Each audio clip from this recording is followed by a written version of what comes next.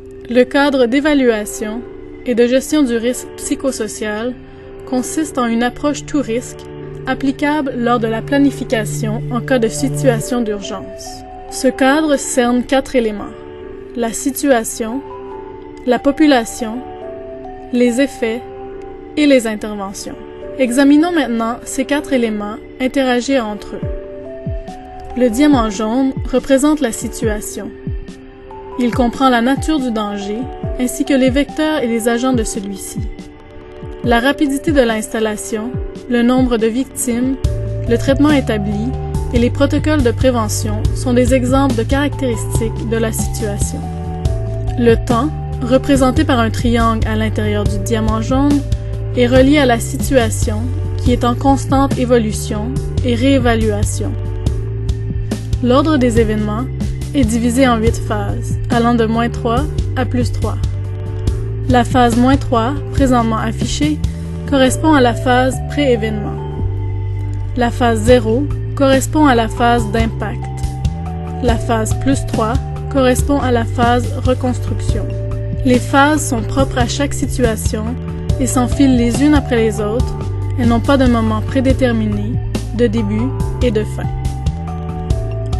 Les sphères rouges représentent les effets psychosociaux d'un événement extrême. Ces effets peuvent être normaux ou anormaux. Les effets psychosociaux normaux comprennent les réactions communes aux événements extrêmes. Pour leur part, les effets anormaux comprennent la dépression majeure et le symptôme du stress post-traumatique. La population est composée de communautés et représentée par les nombreux pentagones bleus. Ces communautés sont diversifiées sur les plans sociaux, économiques et géographiques. Certaines communautés contiennent des sous-groupes dont les membres sont exposés à des risques moindres ou supérieurs face aux effets négatifs de l'événement en raison de leur origine ethnique, leur âge et leur expérience. Nous sommes à la phase 0, soit la phase d'impact. Une grande partie des interactions se produisent pendant cette phase. Les effets psychosociaux peuvent interagir avec la population en tout temps.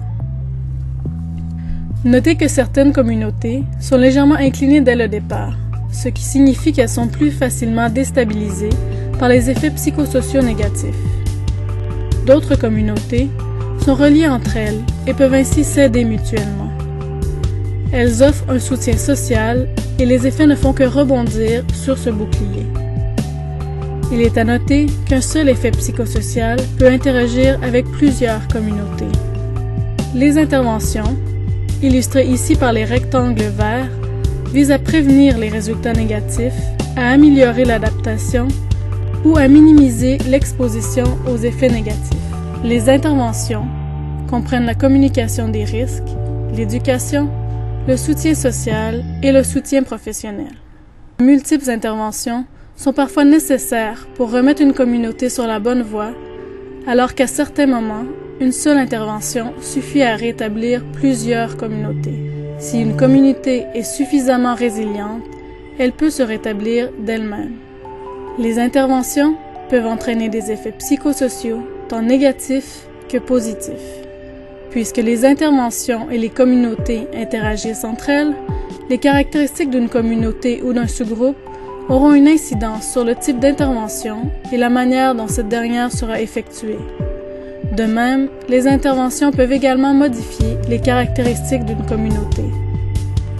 Nous sommes maintenant à la phase +3, soit la phase de reconstruction. Les communautés ont été rétablies. Si les interventions sont effectuées de manière efficace, les communautés seront davantage en mesure de faire face aux événements futurs. Elles sont désormais plus interconnectées, augmentant par le fait même leur capacité à résister et leur aptitude à s'adapter.